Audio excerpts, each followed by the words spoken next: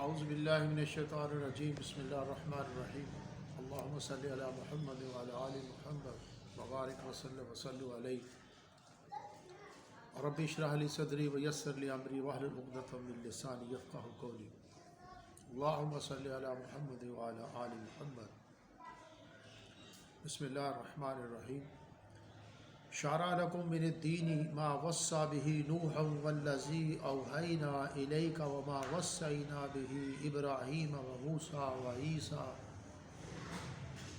وعیسیٰ ان اقیموا الدین لا تتفرقوا فیہ کبر علی المشرکین ما تدعوہم الیہ اللہ یجتبی الیہ من یشاء ویہدی الیہ من ینیب۔ اس نے تمہارے لیے دین کا وہی راستہ مقرر کیا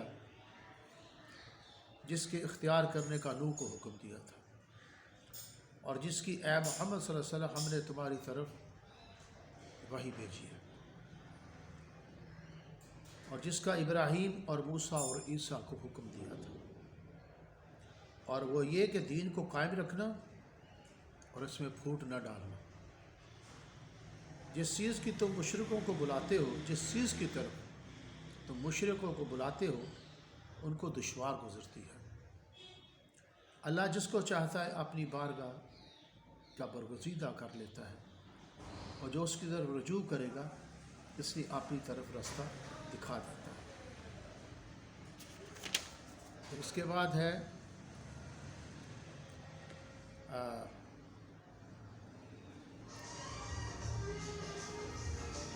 من کان یرید حرث الآخرۃ نزد لہ فی حرثہ من کان یرید حرث الدنیا نؤتہ منہا وما لہ فی الآخرۃ من نصیب۔ اللہ اپنے بندوں پر مہربان ہے، جس کو چاہتا ہے رزق دیتا ہے، اور وہ زبردست ہے۔ اسی میں ایک دوسری آیت کا ذکر ہے، وَيَسْتَجِيبُ الَّذِينَ آمَنُوا وَعَمِلُوا الصَّالِحَاتِ وَيَزِيدُهُم مِّن فَضْلِهِ وَالْكَافِرُونَ لَهُمْ عَذَابٌ شَدِيدٌ وَلَوْ بَسَطَ اللَّهُ الرِّزْقَ لِعِبَادِهِ لَبَغَوْا فِي الْأَرْضِ وَلَكِن يُنَزِّلُ بِقَدَرٍ مَّا يَشَاءُ إِنَّهُ بِعِبَادِهِ خَبِيرٌ بَصِيرٌ۔ اگر اللہ اپنے بندوں کے لیے رزق میں فراخی کر دیتا تو زمین میں فساد کرنے لگتے، لیکن وہ جس قدر چاہتا ہے اندازے کے ساتھ نازل کرتا ہے، بے شک وہ اپنے بندوں کو جانتا اور دیکھتا ہے۔ تو اسی میں ایک دوسری آیات بڑی ہی زبردست ہے، پورا قرآن ہی سراپا رحمت ہے، اور اس کے اندر کمال کی چیزیں بیان کی گئی، میں اس کا ہی بتاتا ہوں۔ اب ذرا آپ یہاں آ جائیں کہ تمہارے لیے ہم نے وہی دین مقرر کیا ہے جس کو قائم کرنے کا نوح کو حکم دیا تھا، اور جس کا آپ کو وحی کے ذریعے حکم دیا ہے۔ بات غور سے سننا، اور جسے قائم کرنے کا ابراہیم، موسیٰ اور عیسیٰ علیہ السلام کو حکم دیا تھا۔ ہم نے تمام اولو العزم پیغمبروں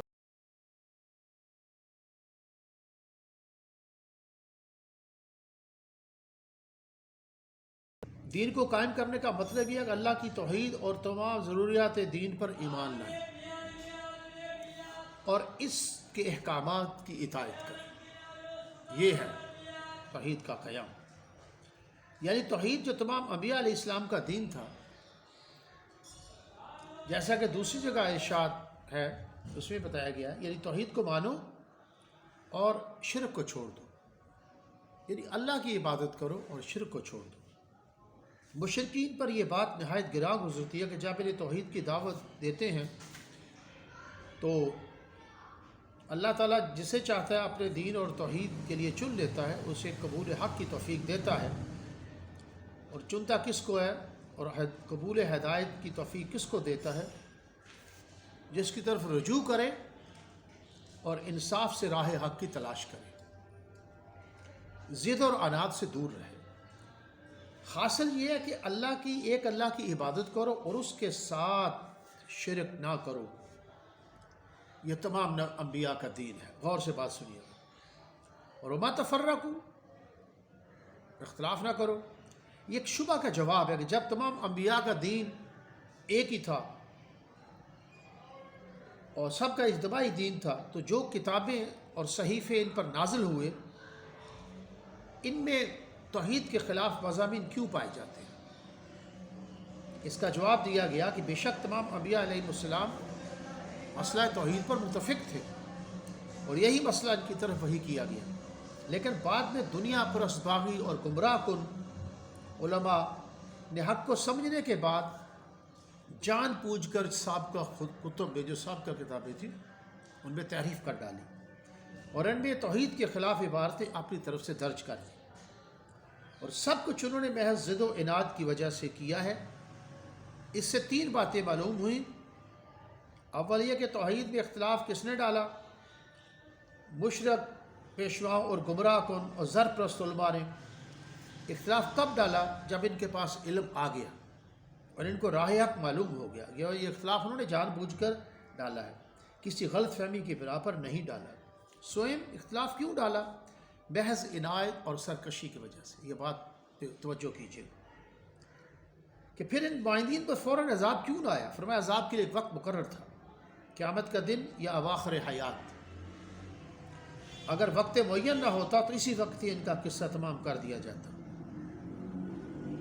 پیشواؤں سے وہ کتابیں جب بعد میں آنے والے لوگوں کو ملی تو وہ بھی ان محرف اور تبدیل شدہ کتابوں کو پڑھ کر مسئلہ توحید کے بارے میں شکوک و شبہات کا شکار ہو گئے۔ آگے 4 امور مذکور ہے جو ماہ قبل متحرہ ہے، بڑے غور سے سنیے گا۔ جب تمام انبیاء علیہ السلام کی دعوت ایک تھی لیکن باغیوں نے اس میں ضد و عناد سے اختلاف کر ڈالا، تو آپ اسی دین کی دعوت دیتے رہیے جس کی تمام انبیاء علیہ السلام کو تاکید ہے، اور جس طرح آپ کو حکم دیا گیا ہے آپ اسی طرح دعوت پر قائم رہیے، اور ان گمراہ کن پیشواؤں اور شرک کے رہنماؤں کی خواہشات کا اتباع نہ کریں، اور آپ فرما دیں میں تو صرف اسی کتاب پر ایمان لایا ہوں جو اللہ نے نازل فرمائی ہے۔ ان باغیوں اور گمراہی پھیلانے والوں کی تحریرات اور تحریفات کو ماننے کے لیے میں تیار نہیں ہوں۔ مجھے حکم دیا گیا کہ میں تبلیغ اور فصل احکام میں تمہارے درمیان برابری کروں، احکامات بھی بتاؤں، مسئلہ سب کو سناؤں اور کسی کی طرفداری نہ کروں۔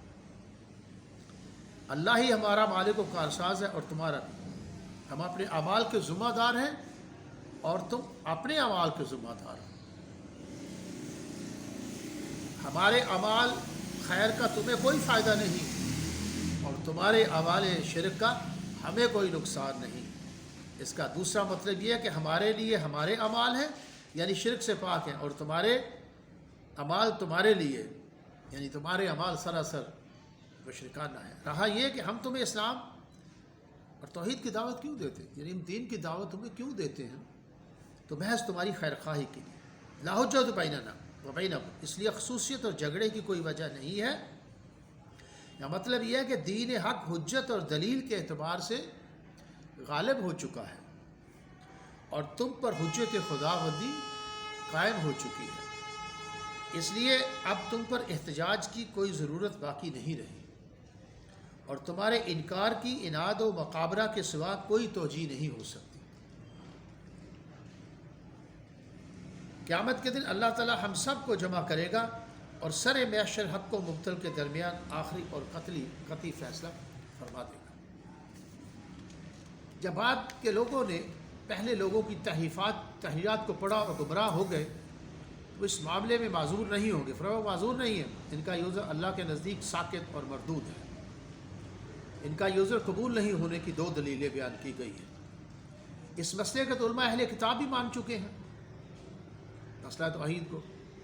مراد وہ علماء ہیں جو اسلام لا چکے تھے، تو علماء ثقات کا اسے مان لینا اس کے حق ہونے کی دلیل ہے۔ وہی انبیاء کی توحید کا سلسلہ چلا آ رہا ہے۔ تو ان لوگوں نے باغیوں اور گمراہوں کی بات کیوں مانی؟ علماء ثقات کے نقشے قدم پر کیوں نہیں چلے؟ جب ان کے حق پر علماء مان چکے تو ان کا انکار محض مقابرہ ہے۔ ایسے لوگوں پر جو ایسی حجت واضحہ کے باوجود نہیں مانتے، اللہ کا غضب ہے اور ان کے لیے سخت ترین عذاب تیار کیا ہوا ہے۔ اللہ تعالیٰ نے ایک عظیم الشان کتاب نازل فرما دی ہے جس میں حق توحید دیگر ضروریات دین کو خوب واضح اور روشن کر کے بیان کر دیا گیا ہے، اور ایسی شریعت نازل فرما دی ہے جو حق و باطل، عدل و انصاف اور تمام حقوق کے لیے ترازو ہے۔ تو ان لوگوں نے کتاب کی طرف کیوں توجہ نہ کی اور اس میں غور و فکر کر کے اس کو سمجھنے اور اس پر عمل کرنے کی کوشش کیوں نہ کی؟ اس لیے ان کا عذر قابل قبول نہیں ہوگا، جیسا کہ بنی اسرائیل کے شبہ۔ آگے اس میں بڑی ہی ایک اور ہم آگے یہ بات بیان کرنا چاہتے ہیں، اگلی آیات کے اندر جو بات بیان کی گئی ہے، قُل لَا أَسْأَلُكُمْ عَلَيْهِ أَجْرًا إِلَّا الْمَوَدَّةَ فِي الْقُرْبَى وَمَن يَقْتَرِفْ حَسَنَةً نَزِدْ لَهُ فِيهَا حُسْنًا إِنَّ اللَّهَ غَفُورٌ شَكُورٌ۔ اب اس کے اندر بھی یہ جو میں نے آیت پڑھی ہے، اس کے اندر آپ دیکھیں گے کہ یہ آیت نمبر بھی آپ کو بتا دیتا ہوں میں، سورہ شورا کی ورس نمبر 24 ہے۔ اس کے اندر جو یہ مضمون بتا دیا گیا ہے، یہ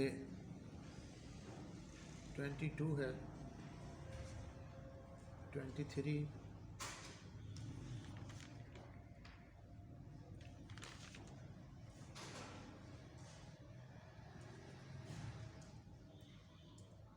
ہاں جی،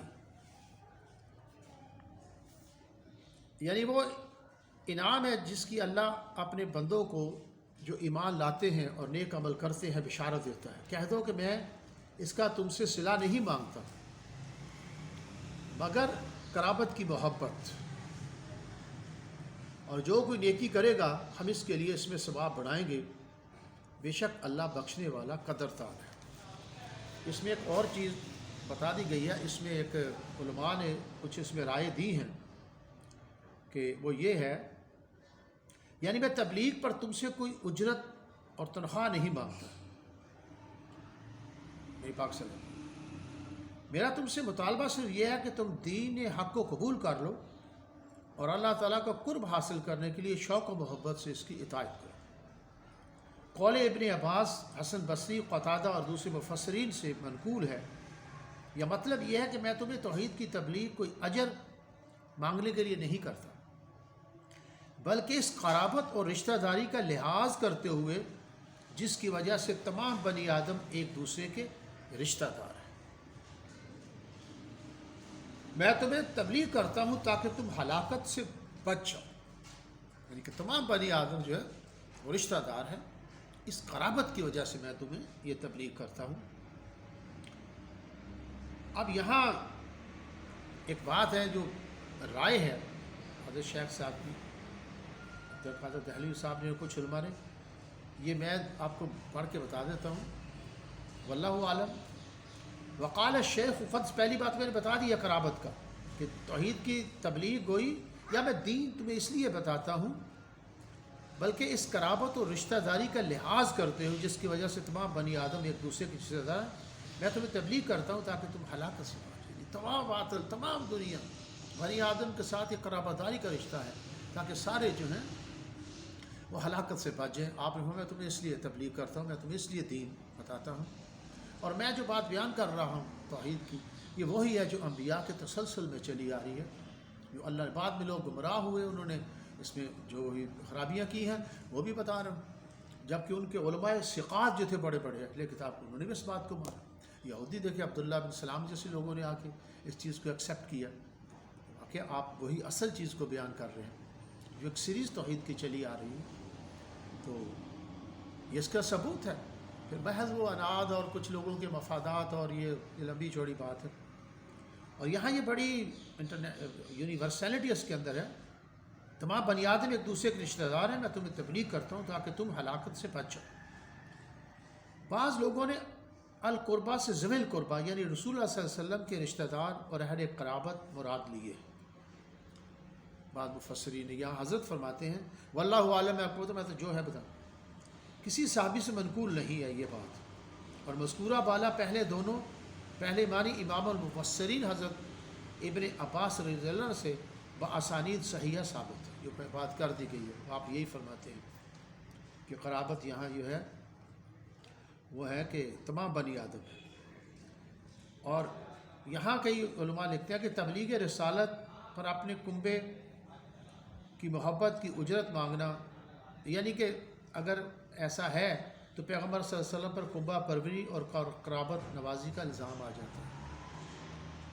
یہ بڑی سخت سی بات ہے۔ نہیں، بعض علماء کہتے ہیں کہ پھر آپ گویا کہ آپ یہ کنبہ پروری کی اور قرابت نوازی، بہرحال جو بھی ہے اس میں حضرت ابن عباس کے اقوال بھی ہیں، بھی ہے، لیکن ایک بات یہ ہے انہوں نے جنرل اس کا میننگ لیا ہے کہ تمام بنی آدم ایک دوسرے کے رشتہ دار ہیں، میں تمہیں تبلیغ کرتا ہوں تاکہ تم ہلاکت سے بچ جاؤ اور تم اللہ کی طرف آ جاؤ۔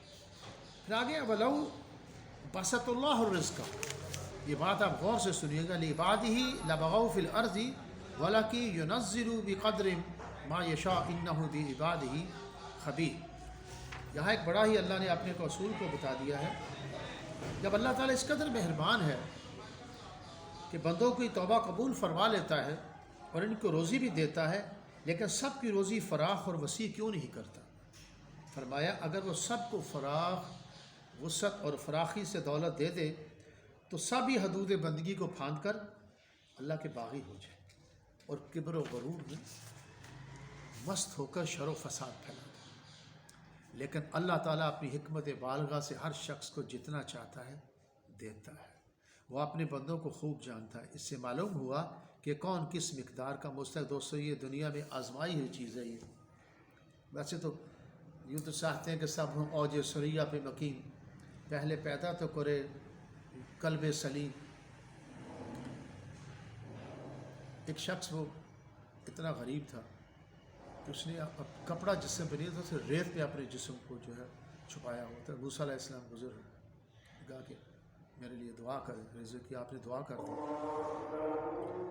اس کے پاس بہت رزق آ گیا۔ پھر آپ کا گزر ہوا تو پتہ چلا کہ کسی شخص کو قتل کی سزا دی جا رہی ہے، یعنی کہ مطلب یہ ہے کہ وہ شخص بعد میں پتہ چلا اس نے جرائم شروع کر دیا، قتل و غارت کرنا شروع کر دیا۔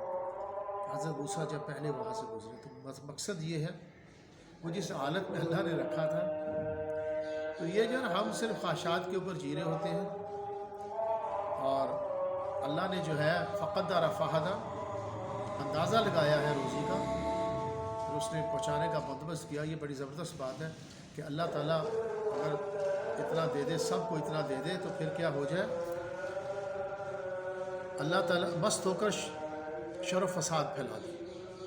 اللہ تعالیٰ اپنی حکمت بالغہ سے ہر شخص کو جتنا چاہتا ہے دیتا ہے اور اپنے بندوں کو خوب جانتا ہے۔ یہ اللہ کی تقسیم ہے، اور یہ بات واقعی ایسی آئی ہے کہ کئی بندوں کے پاس اتنا آ جاتا ہے، پھر وہ شر و فساد پیدا کرنا شروع کر دیتے ہیں، خدا بن جاتے ہیں۔ اس دولت کی وجہ سے لوگوں کو غلام کرنا شروع کر دیتے ہیں، اور بیچارے سادہ لوگ، کمزور عقیدہ ایمان کے لوگ ہوتے ہیں، اس دولت کی وجہ سے ان کی غلامی کا شکار ہو جاتے ہیں۔ اور ایک جو بڑا حکم ہے جو توحید کا ہے، اللہ کی وحدانیت کا ہے، اللہ سے مدد مانگنا، اللہ کی عبادت کرنا، اس سے دور ہو جاتے ہیں۔ تو دوستوں میں بات آپ کو بتاتا ہوں، جو ان شرک ظلم عظیم، یہ آپ کی ذمہ داری ہے، آپ خود سمجھیں کہ شرک کیا ہے اور اللہ کی وحدانیت کیا ہے۔ اس میں ڈفرینٹ لوگ اوپینین ادھر ادھر، لیکن آپ کو بات بتاؤں، بات اگر تھوڑا سا غور کیا جائے نا، یہ بات کلیئر ہو جاتی ہے 100%، بالکل وضاحت کے ساتھ ہے، کلیئر ہے۔ لیکن اس پہ آپ نے خود دھیان دینا ہے کہ اللہ کے ساتھ کسی کو شریک مت کرنا، اس کا ریئل میننگ سمجھیں۔ ونس آف اللہ، ایک اللہ پر ایمان لائیں اس کی صفات کے ساتھ، اور ساتھ ایمان کے لیے رسالت کا ہونا بہت ضروری ہے۔ جب تک رسالت میں ایمان نہیں لائیں گے اس وقت تک بات نہیں بنتی۔ جیسے یہی میں آپ کو اس کے متعلق بتانا چاہتا ہوں کہ ایک تو میں نے یہ بتا دیا، اور دوسرا یہ ہے کہ ہم نے انہی طریقوں سے آپ کی طرف وحی کی ہے۔ وحی سے مراد یعنی کہ قرآن ہے، جس کی تعلیمات توحید، رسالت، قیامت، احکام شریعت دلوں کے حیات جاودانی کا باعث ہے۔ چونکہ آپ نزول اچھا جی، اس میں یہ ہے کہ اس کی حقیقت جس طرح توحید، تقدیر، حشر و نشر وغیرہ داخل ہے، اسی طرح رسالت کا بھی ایمان کا جزو ہے۔ جس طرح دوسرے لوگوں پر دیگر ایمانیات کے ساتھ رسالت پر ایمان لانا ضروری ہے، اس طرح خود حضرت صلی اللہ علیہ وسلم پر بھی اپنی رسالت پر ایمان لانا ضروری تھا۔ اور وہی سے دوسری بات یہ ہے کہ اللہ کی توحید کو، اللہ کے سوا کسی کی عبادت نہ کرو۔ یہاں ایک آخر میں اور میں پڑھ دوں میں، وَإِنَّكَ لَتَهْدِي إِلَىٰ صِرَاطٍ مُسْتَقِيمٍ صِرَاطِ اللَّهِ الَّذِي لَهُ مَا فِي السَّمَاوَاتِ وَمَا فِي الْأَرْضِ أَلَا إِلَى اللَّهِ تَصِيرُ الْأُمُورُ۔ اور آپ بے شک صراط مستقیم کی طرف دعوت دیتے ہیں، یعنی اللہ کی توحید کو، اللہ کے سوا کسی کی عبادت نہ کرو۔ آپ اللہ کی طرف لوگوں کو بلاتے ہیں، توحید کی دعوت دیتے ہیں، یعنی صراط مستقیم اس اللہ کی راہ ہے جو زمین و آسمان اور ساری کائنات کا مالک ہے، اور اس میں اللہ ہی کا اختیار چلتا ہے۔ اس کائنات میں ہر معاملہ اسی کے علم و قدرت سے وابستہ ہے۔ یہاں جو کچھ بھی ہوتا ہے اسی کے اختیار و تصرف سے ہوتا ہے۔ لَهُ مَا فِي السَّمَاوَاتِ صراط اللہ الذی، راہ اللہ کی ہے۔ وَإِنَّكَ لَتَهْدِي، بے شک تو سجاتا ہے سیدھی راہ، اللہ کی راہ، یعنی پیغمبر صلی اللہ علیہ وسلم لوگوں کو اللہ کی راہ کی طرف لے کے آتے ہیں۔ کس اللہ کی راہ کی طرف؟ صراط اللہ الذی، اس اللہ کی راہ کی طرف، لہو جو لہو ما فی السماوات و ما فی الارض، جو کچھ ہے آسمانوں اور زمین میں اسی کا ہے۔ الا الی اللہ تصیر الامور، اور اللہ ہی تک پہنچتے ہیں سب احکام، جتنے بھی احکام وہی کارساز ہے جو، اور سارے احکام جو ہیں اسی تک پہنچتے ہیں۔ تو یا اللہ تبارک و تعالیٰ ہمیں عمل کی توفیق عطا فرمائے۔ اور رزق کے حوالے سے میں نے یہ بات کی تھی کہ یہ اللہ کی حکمتیں ہیں اس کے اندر، وہ جس کو چاہتا ہے وہ جتنا عطا فرما دیتا ہے۔ اور ایک بات میں پھر بتاؤں، یہ جو ہم کام کاج کر رہے ہوتے ہیں، اللہ مسبب الاسباب ہے، یہ اسباب جو بنتے ہیں یہ بھی اللہ ہی بناتا ہے، یاد رکھیے گا۔ تو بس تلاش کرتے ہیں، ایک بڑا لمبا چوڑا مسئلہ ہے، بس یوں سمجھیں اللہ پر بھروسہ کریں اور سب کچھ اللہ ہی کرتا ہے۔ بس یہ بات ذہن میں رکھیے، جبر و قدر کا مسئلہ بڑا ہی تفصیل سے بیان کرنے والی چیز ہے۔ بس ہر چیز اللہ ہی کرتا ہے، اسباب اللہ ہی ہمیں دیتا ہے۔ اور میں خدا کی قسم اٹھا کے کہتا ہوں کہ آپ کی زندگی کی پلاننگ اللہ نے کی ہوئی۔ ایک سال یعنی روزگار کے مسئلے میں بتاؤں کہ ایک سال بعد آپ کے ساتھ کیا ہونا ہے، اللہ اسباب بھی تیار کر دیتا ہے، خود اسباب آپ کو آوازیں دیتے ہیں آ جاؤ۔ یہ بات آپ ذہن میں رکھیے گا، یہ دوئی ختم کر دو کہ میں کرتا ہوں، میری وجہ سے ہو گیا۔ یہ جب پکارتے روتے پھر اللہ دیتا تو پھر میں نے کیا ہے، میری تدبیریں تھیں، میں نے دیکھا وہ گیا تھا، میں فلاں کیا تھا، میں نے ایسے راتوں کو جاگا تھا۔ اور خدا کی قسم یہ چیزیں چھوڑ دو، یہاں سے ناشکری اور شرک ہو گئی ہے۔ یہیں سے جو کچھ ہے یہ میرے اللہ کا کرم ہے، یہ جو میں گیا ہوں، یہ آیا ہوں، یہ اس کی حکمتیں ہیں۔ بس مجھے وہی لے کے گیا ہے اور میں ہی آیا، میں نے تو ارادہ کیا تھا۔ بس یہ ہر چیز کو اللہ وہی مجھے لے کے گیا تھا اور میں ہی وہاں آیا، اور یہ مجھے اللہ نے اسباب اسی نے بنا کے دیے۔ بندہ جی میں اسباب ڈھونڈ لیے، ابھی اللہ نے فرمایا سمپل سی بات ہے، رزق کو تلاش کرو۔ بس اسباب بھی موجود ہوتے ہیں، ہر چیز موجود ہو جاتی ہے، بھروسہ اللہ پہ کرنا چاہیے۔ بس یہ اس کا مطلب ہے۔ اور یاد رکھیے گا، انفارچونیٹلی آج ہم نے مر رہے ہیں بہت سارے لوگ اس روزی کی فکر میں، خدا کے لیے فکر نہیں کریں۔ اسباب بھی مل جائیں گے، ہر چیز مل جائے گی، بس یہ نماز سے فارغ ہو تو تلاش کرو رزق کو۔ بس یہ ذہن میں رکھو، مجھے اللہ نے کہا کہ ہر چیز ہے، میں ڈھونڈنے جا رہا ہوں۔ پھر وہ اللہ دیتا ہے حکمت کے تحت۔ تم اس قابل بھی ہو کہ کوئی قابل ہو، تم شان کئی دیتے ہیں، ڈھونڈنے والوں کو دنیا میں نہیں دیتے ہیں۔ حکمتیں ہیں رزق کے اندر بھی، کیونکہ برتن سنبھالنے کے قابل بھی ہے، یہ کچھ کو دیتے ہیں، وہ پھر دنیا کے اندر سادہ لوگ، ان کا مقصد یا صرف یہی ہوتا ہے کئی لوگوں کا کہ بس دنیا سب کچھ ہے، اور اپنی دنیا کی دوڑ اسی کے پیچھے ہوتی ہے، اور پھر اللہ انہیں اسی میں گھما کے رکھ دیتا ہے، وہ عاجز آ جاتا ہے۔ ایسا ہر کوئی، یہ ایک انسانی زندگی کا ایک پہلو ہے۔ اور پھر جو غریب ہیں، غربت میں آزمائش بھی اللہ آزماتا بھی ہے، یاد رکھیے گا۔ پھر غربت کی ہی سوچنا ہر وقت میں غریب ہوگا، یہ خوابوں میں اور بیمار ہو کے مر جاتا ہے، تباہ ہو جاتا ہے۔ اس سے بچیں خدا کے لیے، اللہ سے مانگیں جو بھی ضروریات ہیں. اور پھر یہ کیفیات غریبوں پہ ہوتی ہیں، وہ اللہ کی طرف توجہ نہیں کرتے، وہ امتحان سے ہوتے ہیں. اور جن کو کئی دولت بہت مل جاتی ہے وہ فرعون بن جاتے ہیں. وہ پھر جیسے نا کتے کو روٹی دکھائی جاتی ہے، وہ پھر منہ میں پانی آ جاتا ہے، رالیں ٹپکتا، پھر بھاگتا پھرتا ہے ادھر ادھر. بس یہی ہر چیز ہے. خواب بھی روٹی کے ہیں. تو طالب دنیا کو کتا کا قرار دیا گیا نا، مطلب چاہت جس کے اندر یہ ہے، اس کا مطلب پوجا کرنا شروع کر دیتا ہے دنیا کی. اور وہ جن کے پاس دولت آتی ہے وہ سمجھتے ہیں کہ سب کچھ یہی ہے. وہ پھر دور سے دکھاتے ہیں روٹی کا ٹکڑا، یہ پھر بھاگتا ہے، ہر چیز کو بھول جاتا ہے. اسی چکر میں ٹکڑا کہیں سے ملے گا ملے گا ملے گا. عبادات بھی چھوڑ دیتا ہے، نمازیں بھی چھوڑ دیتا ہے، احکام چھوڑ کے کتے کی موت مر جاتا ہے. یہ زندگی ہے. اور خدا کے لیے میں آپ کو قسم اڑا کے کہتا ہوں کہ رزق فکر کرنے کی چیز نہیں ہے. اتنے انبار لگے ہوئے تم تک بھی آ جائیں گے. صرف آزمائش ہوتی ہے. یہی سوچ رہا ہر وقت خواہشات کی دنیا کا. اور پھر لوگوں نے پھر وہ جو جنہیں زیادہ پھر ہو جاتا ہے آزمائش کے لیے، وہ بھی اللہ پوچھتا ہے ان سے بھی. اور پھر آقا خدا بن جاتے ہیں. یہ سمجھتا مجھے یہیں سے ملے گا، اس آقا سے ملے گا، اس دکان سے ملے گا، یہ ملے گا، فلاں ملے گا. بھول جاتا ہے کہ اللہ پہ بھروسہ کرے، اللہ دے گا. اور وہ ایسی راستوں سے دے دیتا ہے کہ تمہیں خبر بھی نہیں ہوتی، تم سوچا بھی نہیں ہوتا کہیں. یس، یہ تو ایک دکان تو ایک ذریعہ ہے کہ یہ اللہ ہی ہمیں یہ ذریعہ بھی دیتا ہے. یہ اسباب جو ہے اس سے ذریعہ کو آ جاتا ہے. یہ اللہ کا ایک قانون. تو اللہ ہی کرتا. اپنی استعدادوں پہ یقین نہیں کرو، آپ کوشش کرو، اس پہ بھروسے نہیں کرو، بھروسہ اللہ پہ کرو. اور میں قسم اٹھا کے کہتا ہوں جو اس یار مادی دنیا کے متعلق جو سوچ کے مر گیا، وہ میرے نزدیک وہ واقعہ کتے کی موت ہے. اسی سوچوں میں مر گیا. ہائے پیسہ ہے، طالب دنیا کتا ہے. اسی کی سوچ میں بیماریاں لگی، اسی کو سوچ سوچ کے وہ مر گیا. اللہ سے مانگو پیسہ تمہیں چاہیے، جو اللہ نے حکم دیا تلاش کرو رزق کو، اسی پہ بھروسہ کرو جو بھی ہے. اور بچوں کی روزی کے لیے، بیوی کے لیے تو فرض قرار دے دیا گیا. عبادات کے بعد اللہ نے دیا ہے تو مزے لوٹو، بیٹھو، کوئی مسئلہ نہیں. ضروریات نہیں پوری ہو رہی پھر لیٹا ہو، یہ تو الگ بات ہے. اللہ سے مانگو. لیکن اس کی فکر میں تاریخ آئے مجھے ٹوٹ جائے گی نوکری، تو ان نوکریاں پیدا کرتا ہے. جب پیدا ہوا تو تمہیں اللہ نے تمہارے ابھی پیٹ میں تھا پہلے سے دودھ کا بندوبست کر دیا ہے، تو بھوکا مر جائے گا. رب کعبہ کی قسم اٹھا کے کہتا ہے کوئی کام نہیں کرو بھلے. ایسا ہرگز نہیں ہے، میں یہ نہیں کہتا. روٹی آپ کو شام کو مل جاتی ہے.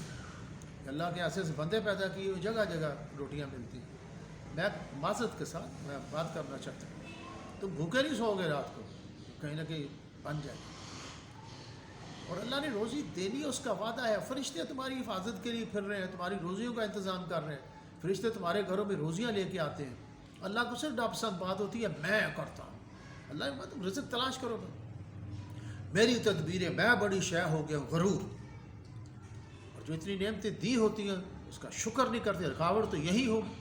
ایک لقمہ پانی کے پیو، یا اللہ تیرا شکر ہے، مجھے صحت شکر سے ہی نہیں سر اٹھے. یہ زندگی ہونی چاہیے. اور میں آخر میں بتاؤں کہ دنیا کے مال کے لیے، صرف دنیا کی سوچوں کے لیے مرا، دین کو چھوڑ دیا، اس کی کتے کی موت ہے. یقین کریں جیسے کتا مرا پڑا ہے.